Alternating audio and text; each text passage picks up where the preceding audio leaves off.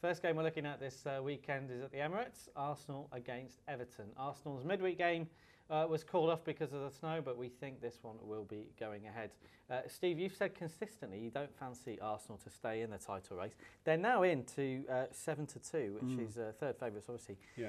Do you think that there's any sign that they're going to be around maybe a bit longer than you initially thought? I didn't say I didn't fancy them to be in the title race. I think they'll be in the title race. I just don't think they'll win it.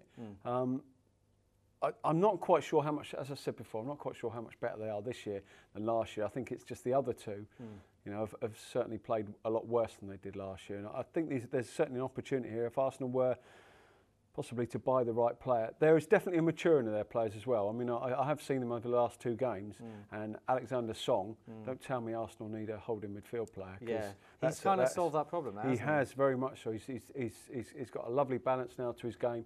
He plays the position high enough up to affect the game, but he's also one of those that engages the opposition as soon as they win the ball back. So probably gets a few too many bookings at this stage.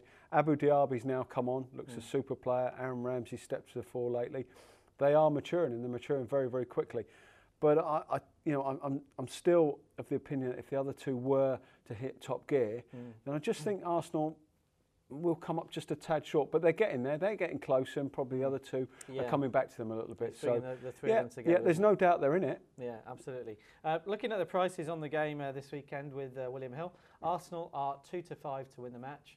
Everton 7-1, and the draw is 7-2. It's a sort of game, Steve, where in seasons gone by you might think Everton in difficult conditions could get something here, but you don't really have that feeling about Everton this season, do you? Well, the problem with Everton, as we've said before, is they don't keep clean sheets. I mean, they've done a little bit better of late, and you get the feeling they're starting to get back to how we imagined they would be.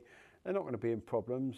I think there's actually betting now on whether they finish top 10 or bottom 10 in the division, which might be worth a look for some people, depending on which way you like the look of them. But it just as I say, Arsenal's a tough place to go to. Interesting to see their way they'll apply themselves, Everton.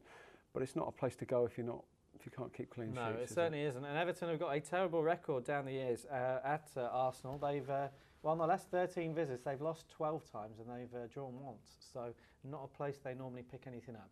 Our first bet on the game is on Arsenal on the Asian handicap. We're backing Arsenal with a -1 goal start at a price of 3-4. So if Arsenal win the game by a single goal, you'll get your money back. And if they win by 2 goals or more, as they tend to do against Everton, then you've got a winning bet. And our second bet is on over 2.5 goals. That's available at a price of 4-5. Arsenal alone have averaged more than 3 goals a game in their home matches this season. So we fancy a high-scoring game this weekend.